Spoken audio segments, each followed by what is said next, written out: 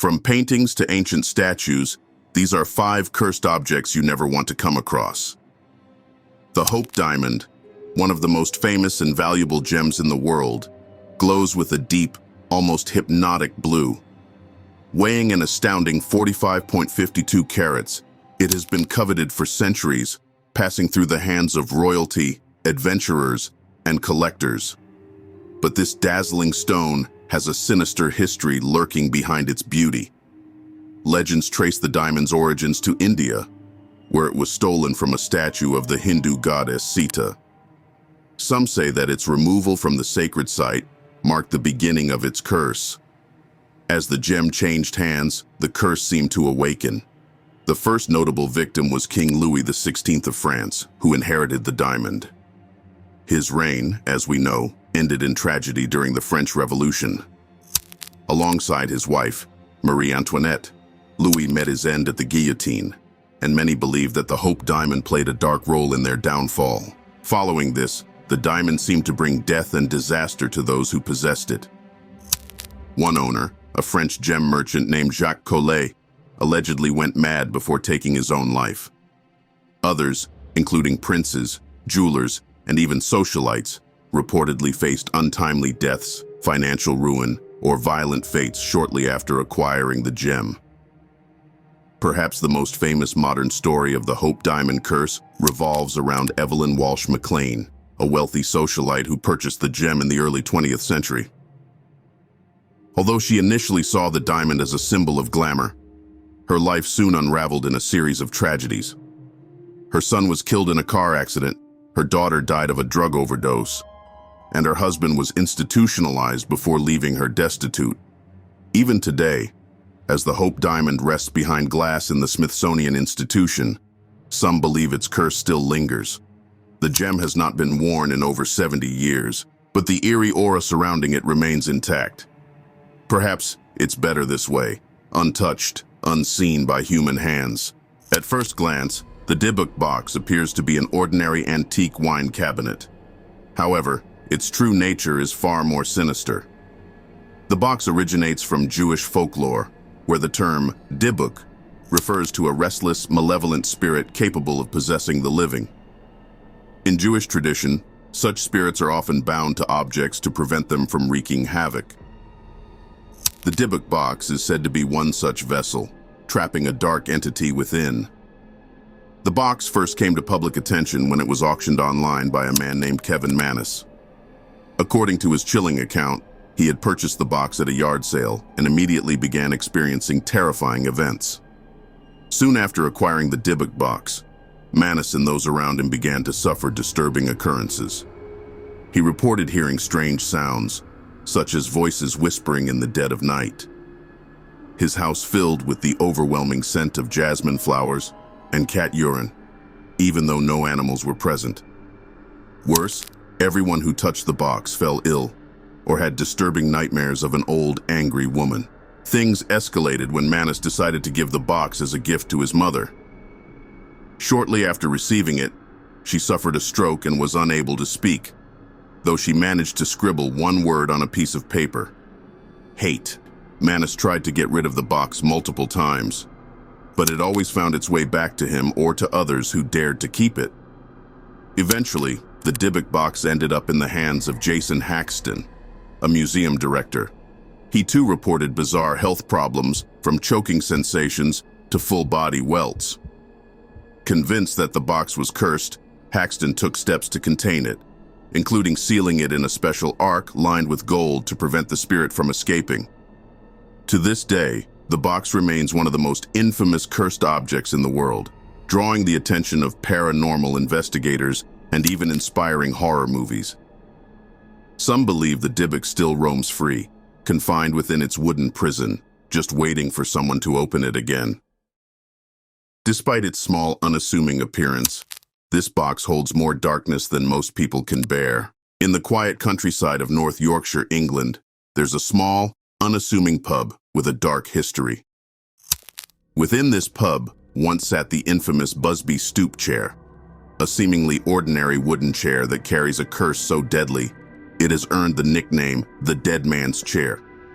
This curse dates back to the 18th century and is tied to a man named Thomas Busby. Busby was a petty thief and drunkard who, after a heated argument with his father-in-law, brutally murdered him. As punishment, Busby was sentenced to death by hanging. On the day of his execution, he was allowed one last drink at his favorite pub, where he allegedly cursed the chair he always sat in. According to legend, Busby declared that anyone who dared sit in his chair would meet an untimely death. For centuries, this curse has cast a long shadow over the chair, with many reported deaths linked to those who sat in it. Locals noticed that anyone who took a seat would soon meet a tragic or violent fate. During World War II, airmen from a nearby base made the pub a frequent stop. Those who dared sit in Busby's chair would often never return from their missions, leading many to believe the curse was real. The list of victims only grew over the years. In the 1970s, two young bricklayers stopped at the pub for a drink during their lunch break. Both men took turns sitting in the chair, laughing off the warnings from locals.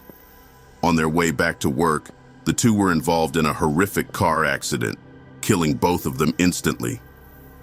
A delivery driver once sat in the chair while taking a break.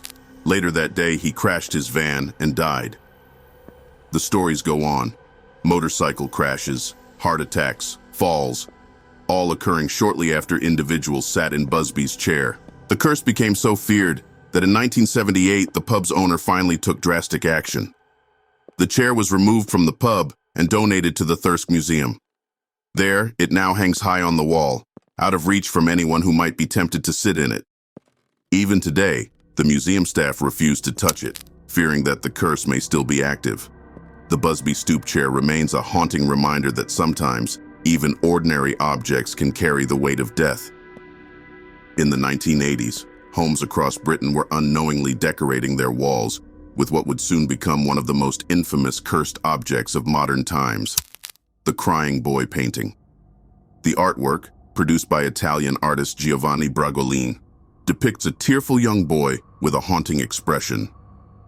While it looks innocent enough, the painting's dark reputation began when it became linked to a series of unexplained house fires. The stories began to spread, and soon people were terrified of the painting. One case involved a couple whose house was destroyed in a fire just hours after they hung the painting on their wall. Everything was lost, except for the painting, which lay on the floor, completely intact. The fire brigade reported dozens of similar cases, leading to the belief that the painting was cursed and brought misfortune to anyone who owned it. Attempts to destroy the painting didn't go as planned either. One family, fed up with the fear it instilled, tried to burn it. But despite their efforts, the painting simply wouldn't catch fire. The more people tried to get rid of the crying boy, the more determined the curse seemed to become. Theories about the curse began to circulate. Some said the boy in the painting had died in a fire, and his spirit now haunted the images. Others believed the artist had made a deal with the devil, imbuing the paintings with a malevolent force. Whatever the origin, the crying boy's legend grew, making it one of the most feared pieces of art in history. In response to the widespread panic, a tabloid newspaper organized a mass burning of the crying boy paintings in an attempt to break the curse. Hundreds of people sent their paintings to be destroyed, hoping that by doing so, they could rid themselves of the bad luck the artwork had brought into their lives. Today, while the fires linked to the crying boy have largely faded from memory, the painting's eerie legacy still lingers. Some art collectors refuse to hang the painting, while others actively seek it out, drawn by its mysterious reputation. Whether you believe in curses or not, one thing is clear. This painting has left a trail of fear and destruction in its wake, and no one can explain why. The Koh-i-Noor Diamond, one of the largest and most famous diamonds in the world, boasts a history filled with splendor and tragedy. Believed to have originated in India over 800 years ago, the diamond's name means Mountain of Light. With a weight of 105.6 carats, its beauty is undeniable. But behind its gleam lies a curse that has haunted the men who have possessed it for centuries. Throughout its long history, the Koh-i-Noor has passed through the hands of rulers and conquerors across the Indian subcontinent. Every new owner believed it was a symbol of their ultimate power. But with that power came a curse that, according to legend, promised death misfortune, and the loss of kingdoms to any man who dared to claim the diamond. The curse attached to the Koh-i-Noor is said to bring bad luck to any man who wears or owns it, though women are exempt from its wrath. Over the centuries, many male rulers who possessed the diamond met tragic ends. One of the earliest known owners, Sultan Alauddin Khalji, was assassinated, as was Shah Jahan, the Mughal emperor who built the Taj Mahal and was later imprisoned by his own son. The diamond's curse continued with Nadir Shah of Persia, who stole the Koh-i-Noor during his conquest of Delhi, only to be murdered a few years later. As the diamond traveled from one empire to another, its curse showed no mercy. Maharaja Ranjit Singh, who controlled the Koh-i-Noor during the 19th century, faced the dissolution of his empire after his death, when the British took control of the diamond. After that, the Koh-i-Noor was surrendered to Queen Victoria in 1849 as part of the British annexation of Punjab, marking the diamond's most famous chapter in history.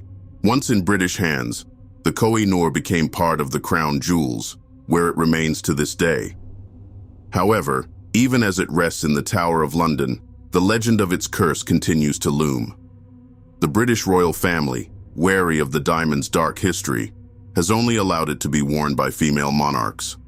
Queen Victoria wore the diamond, as did Queen Elizabeth, the Queen Mother, but no male ruler has ever dared to claim it for himself. The Koh-i-Noor's legacy is one of bloodshed and betrayal, woven through centuries of conquest and loss.